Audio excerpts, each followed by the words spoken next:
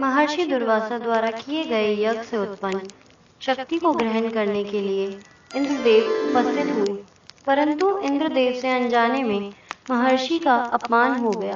इंद्र, ये मेरे तप का तिरस्कार है। क्षमा कीजिए ऋषिवर। तुमने अपने ऐश्वर्य के मद में चूर होकर मेरे ज्ञान का तिरस्कार किया है। तुमने श्री का अपमान किया है इंद्र। इसलिए मैं देवतागण को श्राप देता हूँ कि समस्त देवगण श्रीहीन हो जाए।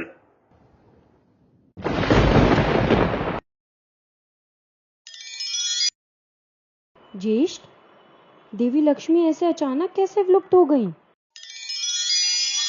देवी लक्ष्मी के विलुप्त होने का कारण महर्षि दुर्वासा का देवगणों को दिया गया श्राप है, जिसके फलस्वरूप सभी देवगण श्रीहीन हो गए और देवी लक्ष्मी समुद्र में विलीन हो गई। तो देवी लक्ष्मी को पुनः लौटाने का क्या मार्ग है देव? श्री को समुद्र से लौटाने के लिए समुद्र को मथना होगा, अर्थात समुद्र मंथन करना होगा। समुद्र मंथन से ही श्री की उत्पत्ति होगी। किंतु देव, इतने विशाल समुद्र का मंथन केवल देवताओं द्वारा संभव नहीं है। इस समय वह शक्तिहीन है। तो हमें उनकी सहायता लेनी होगी जो इस समय सबसे अधिक शक्तिशाली हैं, असुर। समुद्र मंथन से अमृत की प्राप्ति होगी, जिसे असुर भी अवश्य ग्रहण करना चाहेंगे।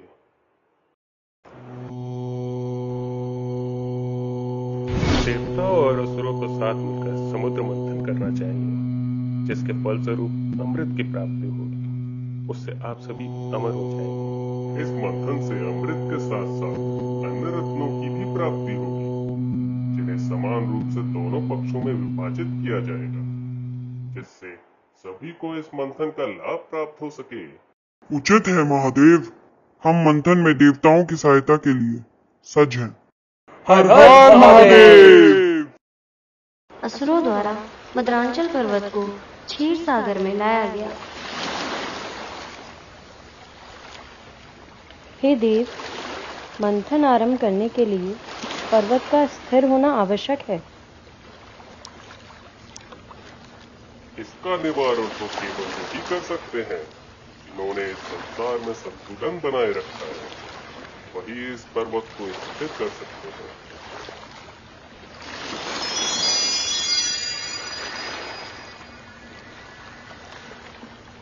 नारायण का ये अवतार संसार में कच्छप अवतार नाम से जाना जाएगा। प्रभु, इतने विशाल पर्वत को मथने के लिए एक विशाल रस्सी की आवश्यकता होगी। संसार में कोई ऐसी रस्सी नहीं है जो इतने विशाल पर्वत के घर्षण को सहन कर सके। अब आप ही मार्गदर्शन करें प्रभु।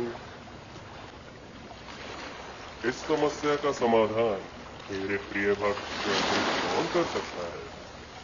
वासुकी में इस विशाल पर्वत के घर्षण को सहने की क्षमता भी है और आकार बढ़ाने की शक्ति भी। आप सब इस कार्य के लिए वासुकी की सहायता ले सकते हैं।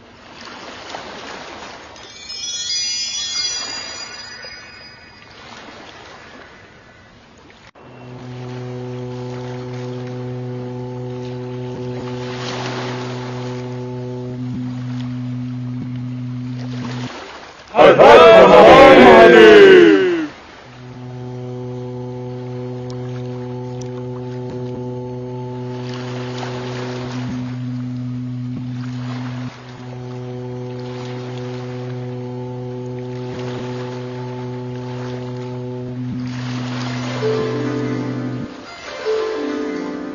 प्रथम रत्न के रूप में चंद्रदेव की उत्पत्ति हुई है। उन्हें अधिकार है कि वो उसे चुने। हर हर महादेव।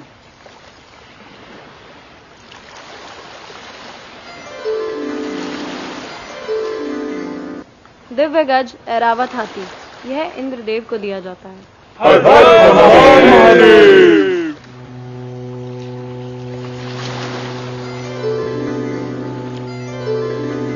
वरुण, असुरों के लिए।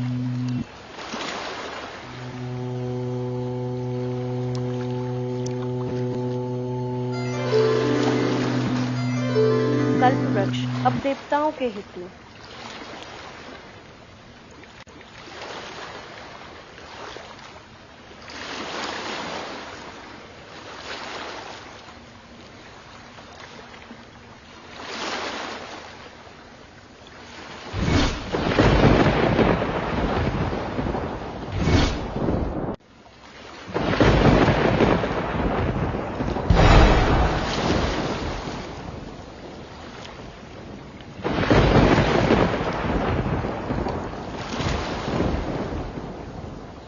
वह समय आ गया है जब मुझे संसार का तारण करने के लिए अपने कर्तव्य का पालन करते हुए हलाल विष को संसार में फैलने से रोकना होगा।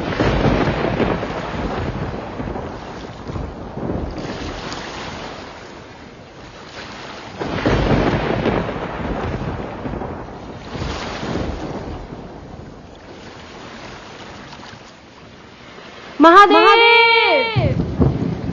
विशुद्धि चक्र हमारी आध्यात्मिक शक्ति का द्वार होता है।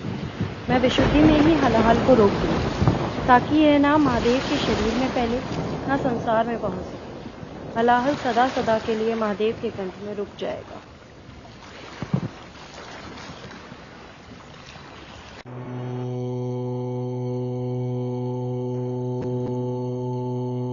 जो अमृत पाने के लिए संघर्ष करे वो देव, जो संसार के हित के लिए विष का पान करे वो महादेव। हर हर महादेव, हर हर महादेव। इस पावन रात्रि जिसमें महादेव ने विषपान किया उसे आज से शिवरात्रि के नाम से जाना जाएगा। हर हर महादेव, हर हर महादेव। प्लीज हमारे चैनल को सब्सक्राइब और लाइक कीजिए और हाँ, बेल आइकन दबाना मत भूलना।